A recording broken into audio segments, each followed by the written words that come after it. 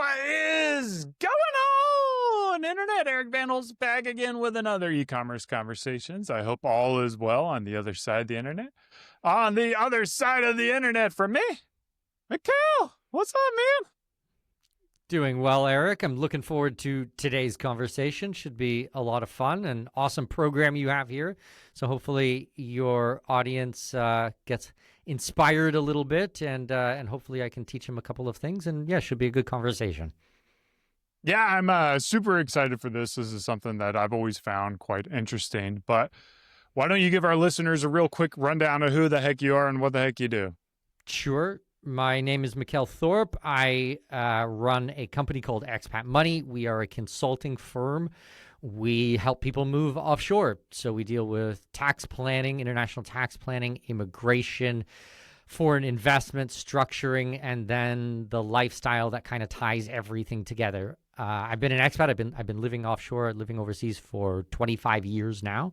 I've visited 120 countries. I've lived in 9. I've circumnavigated the globe over 400 times. I do these things in every level. My family is very international. My business, my hobby, everything is very international, and I'm super pumped to talk about these things and super happy to be with you today, Eric, and talk about it even after 25 years. I still love this stuff. Yeah. So you said you're an expat. Are you a U.S. citizen then? Is that where you were born and raised? Or No, sir. I am born and raised in Canada. Thank goodness, no worldwide taxation for me. Once you leave Canada and you get a divorce from CRA, then you're done and you can go and live your life free. For my American brothers and sisters, the IRS is still going to follow you around the world, which is not fun, but it is what it is. yeah. So what is that? Like basically at a certain level of income, you're always going to pay taxes on to the U.S. government, no matter where you live, correct? Well, actually, it's worse than that because it's not really a certain level. It's basically every dollar you earn anywhere in the world, no matter what, they want a bite of your apple. I suppose if you're really making under the threshold of being taxed, and that would be in general, whether you were stateside or international, then you wouldn't have. But I mean, let's say that you have a full-time job and you are employed and you're a productive member of society. The IRS will want a bite of your apple no matter what. Even if you leave the U.S. and you're overseas and you travel the world for the next 20 years and do not return to the U.S., they still will be reaching into your pocket. So it's not a very good option. There are only 2 countries in the world that tax based on citizenship. One is Eritrea, which is a small African nation in the northeast of the continent, which is known for blatant human rights violations. And the second is the United States. So I will let you come to your own conclusions on the IRS and their programs and the fairness of this tax program. But once again, it is what it is. Do you know how long that's been going on? I can't imagine that. Was it since the IRS, like the 1913? I don't know the date that they started taxing like this, but as far as I've been working in this field for 25 years, this has always been the case, that they've always been taxing this. So if you ever want to escape that, you basically have to renounce your citizenship. Is that correct? If you want to be completely done with your reporting requirements, then renouncing is an option. It's not a recommendation. I mean, it is a super personal decision. But some people do it. I mean, we do help clients with it, but my work is not dependent on renouncing your U.S. citizenship. We help people move overseas all the time, and there are actually some tools in the toolbox that we can use to legally reduce your tax bill. We can get into a couple of those today. Nothing I'm giving today is individual tax advice, but I mean, there are some viable options for reducing your taxes, but at some wealth level, we're just going to run out of room in these programs. So, it's just something to be aware of. And, it is what it is. I don't really have anything else to comment on the fairness of it. I'm pretty clear about some this. But, I am clear that we follow the laws and the laws are important. And all of my work is about more freedom, not less freedom. So we always declare everything. We're in compliance with the IRS and the Treasury Department and FinCEN and everything like that, because I don't want to end up in an orange jumpsuit, and I don't want the same for you. So yeah, there's not a lot of freedom in prison. So, yes, it's kind of, I think the beauty of being an entrepreneur, especially in the e-com space, is you have this unique ability to create a life of unique freedom that you want to get from alternative methods. And, we always think about like, oh, I get to make my own schedule. I get to hire the people I want to hire. I get to, work when I want to work. But there's even more than that. And, I've gone down this rabbit hole of the concept of perpetual traveler slash, the flag theory. Do you find that your audience tends to come to you more from a, seeking freedom perspective, or is it more of a minimizing, tax obligations and liabilities perspective? Most of my work is focused on a plan B or an economic plan B. So it's protecting the downside. Most of my people are going to be productive members of society. We've kind of got two buckets. I'd say half of them are highly paid professionals, doctors, lawyers, accountants, things like that. And then the other half are business owners or entrepreneurs, right? And it's pretty 50-50. So Amazon FBA, drop shipping, consultant, all these things fit in perfectly with the work that we're doing and exactly the types of clients that we have. Most of my clients are either setting up a plan B in case things get bad enough and they want to leave, or they're like, you know what, things are already bad enough. I don't want to participate in this anymore. And they leave and they move down to the Caribbean or Latin America, Central America, where there's more freedom, there's less tax, it's safer, better weather, and just, everything opens up to them at that point. But it's, my work is not dependent on leaving. Like I said before, like some people stay, continental United States or Canada or UK or wherever it might be, but we have a second bank account and property for them and company structure and, these types of things offshore. Or they're like, that's it, I'm moving and I'm going to go and work from the beach. And that's awesome. Yeah, kind of one of my own personal traits, and I don't know how many people share it with me, but it's this paranoia of being able to lose something, as you say, kind of like diversifying against like that bottom floor.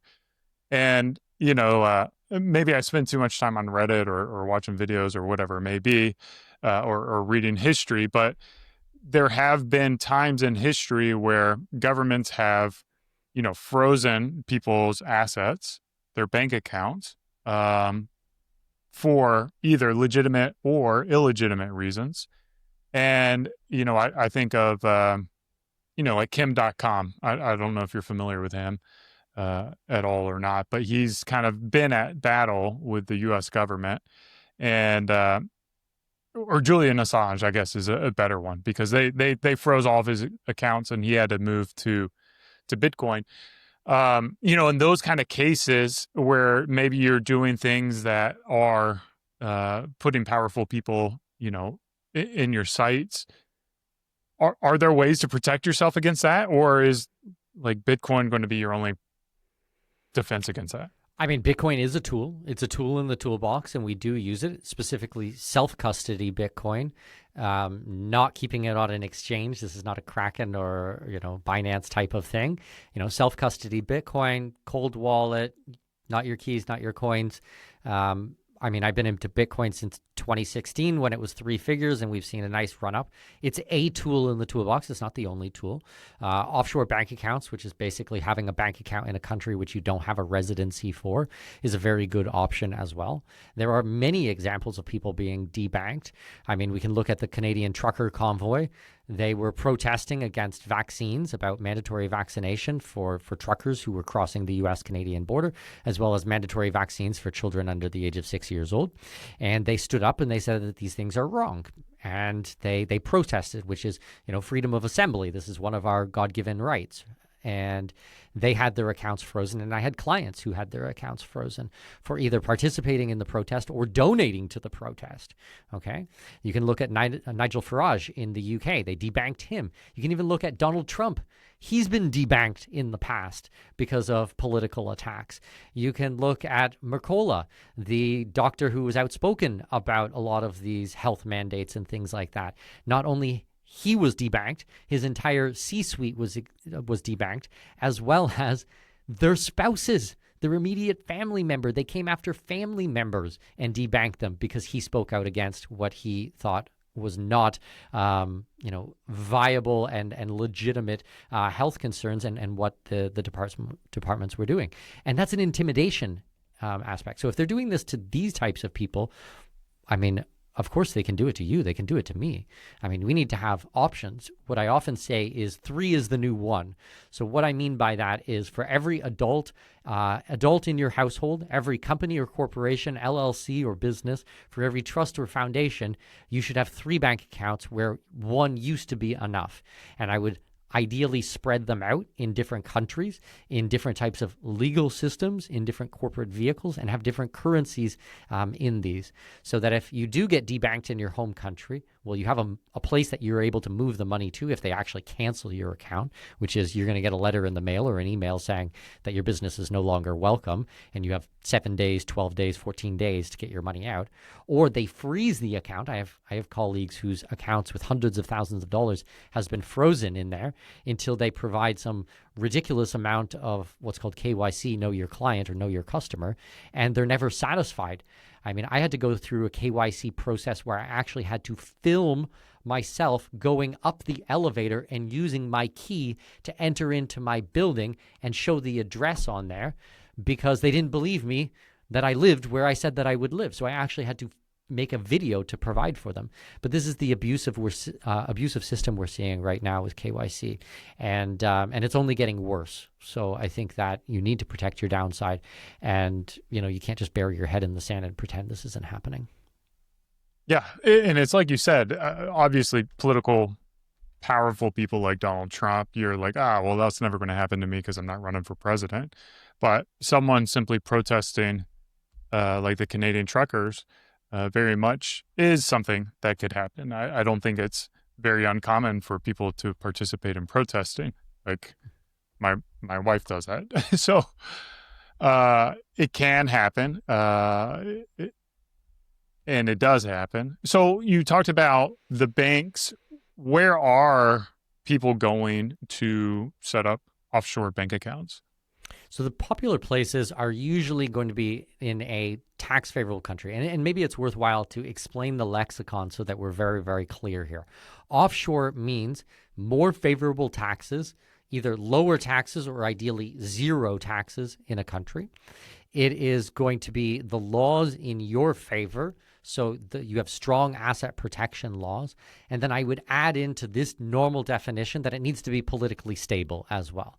No point in going and doing banking in a country which is not politically stable or has war or these types of things, right? We want to be in a country we can get the money in and we can also get the money out. Very, very important here.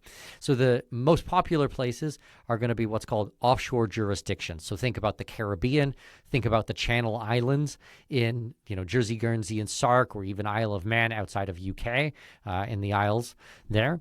You can look at Liechtenstein, Luxembourg, Switzerland. Those are kind of the offshore jurisdictions for the German-speaking world.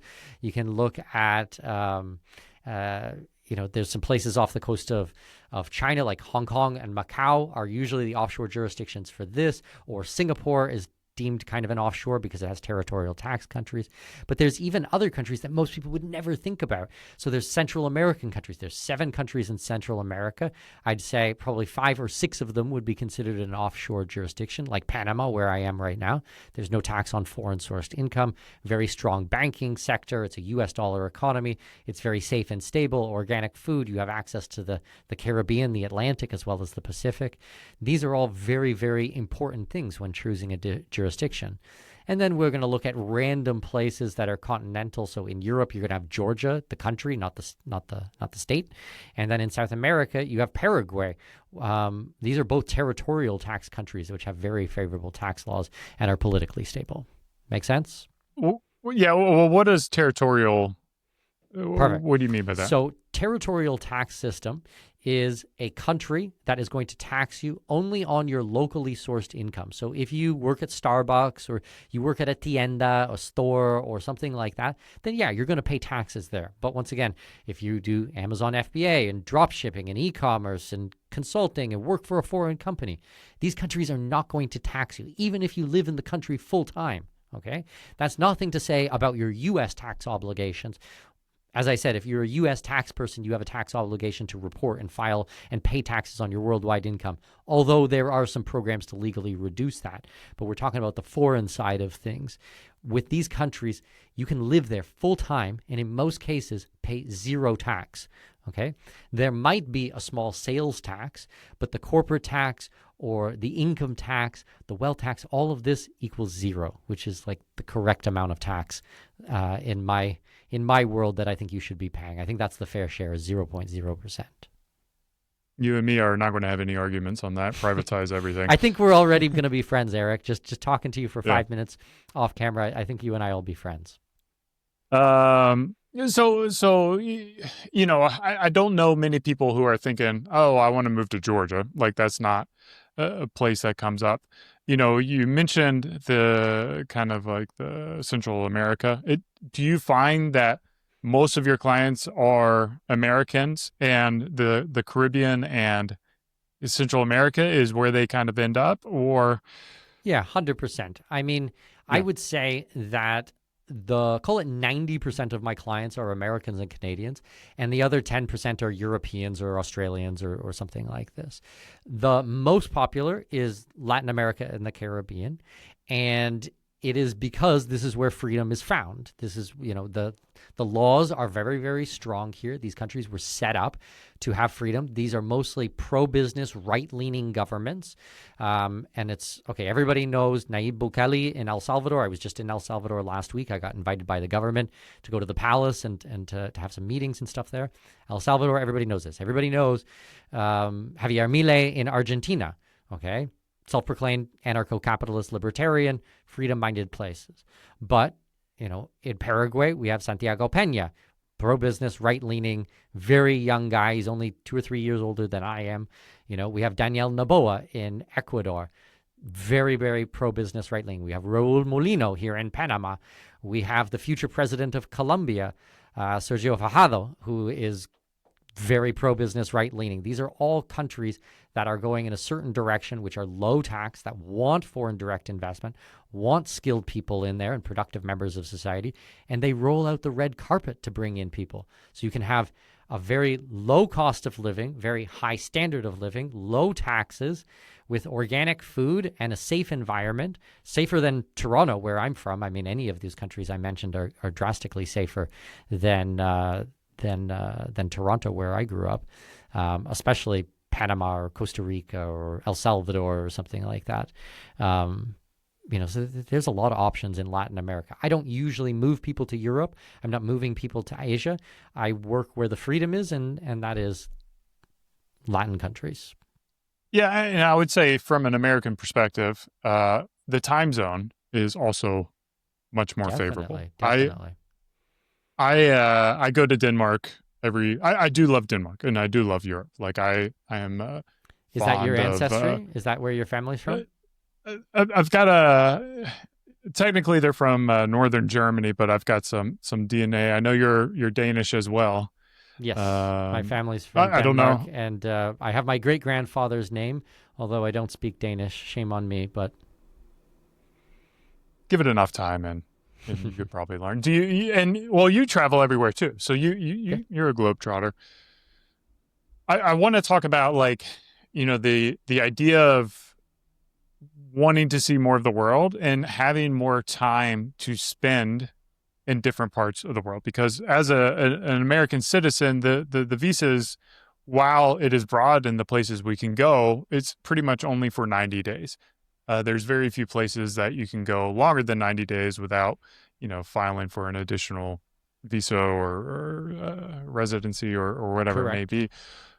Walk me through what kind of strategies you can have to, find more places that you can live abroad and have more freedom to do that? So the majority of my work with immigration is focused on permanent residency. So this is the legal right to live, work, do business in a foreign country. Usually we're doing these types of visas via an investment. Most of my people are investors, and they've got a bit of money behind them. And what it does is it opens up a lot of doors for you. So obviously, you're going to be able to live in that country. But if you become a citizen or a resident of another country, it can open up even more options. So if you have a residency or a citizenship in the EU, well, then you can spend additional time and you're not locked in by the 90 days in the Schengen zone, which is basically the Western Europe and part of Central Europe, right? But there's other programs there as well. There's something called Mercosur in South America, which is the majority of the countries in South America, which is basically their own free trade zone type of thing and freedom of movement, which allows for settlement rights there with very little paperwork. So that's a good option. But there's also things in the Caribbean called the Eastern Caribbean Bloc, or CARICOM, you may have heard of. So, for example, I'm a citizen of St. Kitts and Nevis, so I made a meaningful contribution to the government of St. Kitts and Nevis, and in return, they made me a citizen and gave me a passport. So I actually have settlement rights, not just in St. Kitts and Nevis, but I also have in Antigua and Barbuda, St. Lucia, Dominica, and Grenada. Okay, those 5 countries all have citizenship by investment programs. But I can also stay in Montserrat and St. Vincent in the Grenadines. So that's 7 countries, 19 islands that I can live in the Caribbean anytime I want just by showing up with my passport. That's amazing, right? So this gives you a huge opportunity of places that you can travel to in the Caribbean. And then I go for, you start acquiring residencies and passports in Latin countries, and then that gives you additional settlement rights, or in the Europe. So you can increase the mobility drastically by going through these legal programs. What you talked about, you did it through an investment. Is that basically paying the government, or is it keeping your money in an account there? Is it buying property there that you own? What does that kind of investment look like? And do you, this is, I guess, a 2-part question. When you get that passport, does that become your primary passport, or do you still kind of travel with your Canadian passport? So good question. So in the citizenship by investment, there are many different paths to doing the investment. Each country has their own criteria. In St. Kitts, in my individual case, I gave a donation to the government, and in return, they made me a citizen. So the investment was the citizenship, opposed to the money that I was putting in. That money is used because St. Kitts and Nevis gets leveled by hurricanes, so they generate non-tax dollars to be able to pay for infrastructure and housing. And they really need that money. I mean, I've looked into it. That money goes to viable sources of providing for the people. And I was in St. Kitts and Nevis about a week and a half ago, and it's a beautiful island, and the people are amazing there, and I'm so happy to be a citizen. So in that case, I gave a donation. But there are other programs in there where you can do a real estate investment. You can buy a piece of property for a certain amount of money, and in return, they will make you a citizen. Sometimes that's what's called a government-approved project, meaning that they've looked at all these types of things. And then sometimes it's a non-government-approved project, which means it can be anywhere in the country. I actually prefer the non-government-approved projects because there's no premium put on them, because there's no, delta or anything like that they can charge more for it, right? There's also bonds, government bonds that you can do sometimes in a country, or if you create a certain amount of jobs as an entrepreneur, if you hire people, you can get a citizenship through these ways. So there's a lot of ways to skin the cat on this. And I mean, it's a big portion of my work is helping design a plan for a client to get a second passport and at least 1 or 2 or 3 second residencies, which is going to increase their mobility, their ability to cross borders and spend time in other countries. And if something goes bad in their home country, being able to move on. Now, the second part of your question, I still travel on a Canadian passport, but I travel on my other several passports as well, because there's some countries that I can't get into with a Canadian passport. And Canada used to be one of the best passports in the world, and US was even better than Canada. But now United States is kind of a mid-tier passport. I know you guys are not going to like to hear this anymore, but if you go back 10 years ago, it was one of the best passports in the world. But slowly, year after year after year, visa-free travel to foreign countries has been rescinded, meaning you guys are no longer allowed to go there, which means you have to apply for a visa in advance. For example, you can't go to Brazil anymore. You can't go to Colombia anymore. There's many countries which the United States and Canada has lost visa-free travel to. But as a St. Kitts citizen, I can enter into that country. That's a very, meaningful way that I can just get on an airplane and go. I don't have to apply in advance. I don't have to do face shots. I don't have to pay any money. I don't have to think about these types of things. I just show up, show my passport, and I enter the country. Very nice. And, with like St. Kitts, is that an English speaking location as well? Commonwealth, English speaking country. Yep. Like as a person with no secondary passport, this idea I've been born and raised an American, this identity is tied into being an American. Now all of a sudden I have the second passport. When I travel with that passport, is there, kind of suspicious roadblocks, or if someone sees like a St. Kitts, and do they assume, that there's almost like a shadow around you, or you're doing something illegitimate? I'd be remiss to tell you what every single immigration officer is thinking on planet Earth. But I can tell you I've traveled on these passports and I've never had any problems. And the only thing is sometimes people might not know where the country is. Like a quick side story. I went into Brazil maybe 2 months ago. I took a group of about 20 clients down to Brazil, and I was traveling in business class. We were flying into Manaus, into the capital of the Amazon, and we were coming in from Panama, and I was first row of the airplane, so I was the first person off the airplane and first person at immigration. And I knew that Canadians were not allowed into Brazil with without a visa. So I looked on the internet and I found, which countries don't require St. Kitts. Perfect. I pulled that one out of the pile, and I went up to the immigration officer and I gave it to the immigration officer, and he looked at it and he looked at me and he goes, "This a real country, bro?" And I was like, "Yeah, man, real country." And he's like, pulls over his computer. He's like, "This your country?" I'm like, "Nah, man, not my country." He goes, He's like, "How about this one?" I'm like, "Yep, that's my country. Them's my peeps." He's like, okay. So he pulls up Wikipedia and he starts looking at the national anthem and the currency and the flag and everything like that. And all the people are lined up behind me. And I'm there for like 3 or 4 minutes.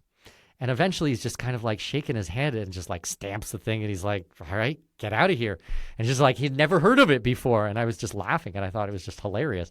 But he wasn't giving me a hard time. And there was no bad feelings about it. He just didn't know, You show up with a U.S. passport, of course, everyone knows where the U.S. is, or Germany, or Canada, or Mexico, or something like this. But St. Kitts and Nevis, small island nation in the Caribbean, not a huge population, not a huge geopolitically relevant country, which is kind of awesome. You don't necessarily want to be on the headlines all the time. When you travel, like, do you enter on the plane with the same passport that you kind of go through? Like, so when let's say, yeah. No, I understand. So what you do is you have to leave the country with the passport that you entered into the country. So, for example, here in Panama, I have my Panama permanent resident. I'm a permanent resident of Panama through my Canadian citizenship, through my Canadian passport. So I exit Panama on my Canadian, and then when I land in Brazil or Colombia or wherever it is, I show my St. Kitts passport or whatever passport I'm using. So you basically swap them in the air and then show.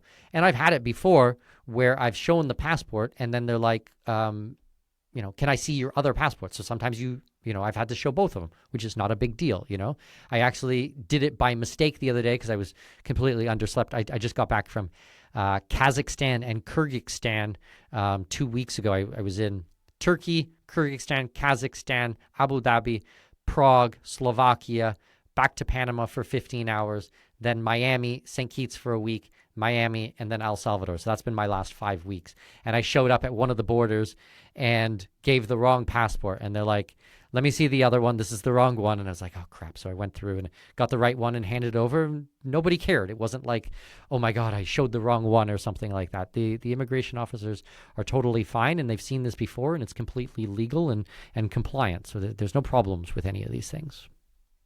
Yeah. So there's how many passports have you gotten to? Is this like a collection thing for you at this point, or? I have 4 passports right now, working on another 3, and I've got many, many permanent residencies as well. But don't feel like you need to do the same as me, because I test a lot of these things out. But yeah, I mean, I'd say probably by this time next year, I'll probably have around 7, let's say. Yeah. And where do you recommend, obviously you'll probably recommend people come to you to well, maybe if they're just getting started and to be cautious of your time, where should people kind of start this journey down the rabbit hole? So I think that the most important is 3 fronts. If you're looking at having a plan B, you want to be more international, you want to protect your downside a little bit, I would look at 3 different things, okay? Number 1, I would try to get a second citizenship or a second residency. So if you have family from a European country, if your family's from Poland or Ireland or Italy or Estonia or Latvia or Lithuania or many countries in Europe, I would see about trying to get a second citizenship from that. If you don't have, like my family's from Denmark, they do not allow they don't allow citizenship by ancestry. I would be looking at either doing a citizenship by investment or a citizenship by naturalization, which is spending enough time in a country. I can help you with all of these types of things. If citizenship is out of the puzzle, out of your reach, then pick up a permanent residency. Paraguay, Costa Rica, Panama, one of these types of countries. Easy, fast, not too expensive, okay? That would be number 1. Number 2 is I would have a second home, a place to put your hat, If you can rent it out while you're not using it, even better. Get a little bit of cash flow. We're doing properties in certain Latin American countries, condos starting at $65,000, beachfront properties starting at $100,000. This is cash payment. You don't need to worry about getting a mortgage or, any debt or anything like that. They're titled property. You own the underlying dirt. These are concrete homes that last for around 200 years. They should produce for your family forever. Take a little bit of money off the table, get a little bit of money out of your business, get it out of the stock market. That stuff's manipulated and completely manufactured anyways. Have a real tangible asset that's going to produce for your family. And then number 3 is I would have an offshore bank account or an offshore precious metals account or some type of capital held offshore. Yes, there's filing requirements for it, but we can help you through this process. But if your bank account gets frozen or they don't like you or your political ideology, or if you're loud and you talk bad about governments like I do all day, every day, then you probably want to protect your downside and have access to capital at any time. So immigration, a second property that you can go to in case things get untenable, and access to capital in a foreign country. That would be my starter blueprint that I think everybody on the call could start working on tomorrow. And then kind of going back to that bank account, like the USA has a lot of power to twist other countries' arms too, right? Like Sure. even if you have assets in a foreign bank account, aren't there cases where the USA will also find a way to freeze those assets? I mean, if you've been convicted of a crime, then yes, absolutely. If you've been convicted, but there's a lot of times where freezing of bank accounts, there's not been any conviction. They just don't like you. They don't like your political view. Okay, so what I am not saying is hiding money, okay, or not disclosing. There's FATCA and FBAR and CRS and many different things that we have to pay attention to.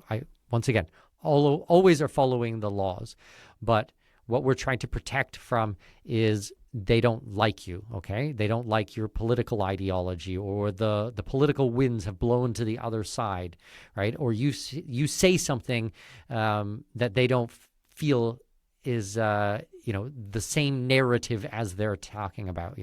I won't get into all the details, but I'm sure people know what I'm talking about on this, right? We want to protect against this. Also, if you have all of your assets overseas and you get sued, it's very difficult to come after assets when they're held offshore, especially if they're structured properly, right? Asset forfeiture, freezing. I mean, all of these types of things, they do happen and they will happen and they'll happen again. And I don't see that there's any downside for having this. as long as you're, willing to do the KYC and the due diligence and the paperwork, that I think it's your legal right to have all of them. And I think you should take advantage of every one of those rights.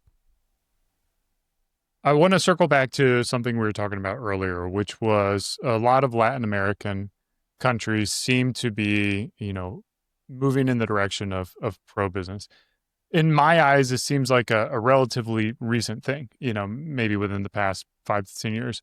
What is your gut feeling for how stable that will be and how long this time period might last? Well, I live in Panama, and Panama has been pro-business, right-leaning since 1989 when Noriega was deposed. So we've been, we've got a good history on these things. We're a territorial tax country at the constitutional level. I actually found out last week that my friend's grandfather was the one that actually helped write those laws in the Constitution. So that's very, very safe, very, very stable on these things. Yeah. Very, very cool, And this is a U.S. dollar economy for more than 100 years. I mean, this is not changing whatsoever. Now, some of the other countries in Latin America, yeah, they've been left-leaning in the previous administrations, but people are voting overwhelmingly that they don't want socialism, that they want these ideas don't work. And it's not by a little bit, it's by huge, wide margins that the right-leaning administrations are coming in and just decimating the left on every front. And it's very refreshing to see. And then you can see it in the laws and what's happening. And, even with the immigration, they're putting in more investment visas to attract foreigners. But my answer, Eric, is not, hey, let's try to find Shangri-La and we're going to move there and then we're going to be a vegetable and we're never going to move again and we're going to be rooted to the spot and that's it. It's like, no, we're going to move to a country and it's free. And as long as it remains free, we will be there and we will contribute to society. And if they change the rules, well, then we'll leave because we have a backup plan. We have a plan B, a plan C, a plan D, right? And I'm always going to go where the freedom is, and I will always be on the side of freedom, and I will always protect the victim, and I will always stand in opposition of the aggressor. Okay, so this is the basis of all of my work, and I don't presume to know the future, what's going to happen in 10, 20, 50, 100 years from now. I make an educated decision with the information that I have on hand, and we move forwards with that, and we just try to protect ourselves, and if we get it wrong, it's okay. Once again, we're not a vegetable. We can pick up, we can move again. It's all right. Where can people follow you, find you, consume your content, work with you?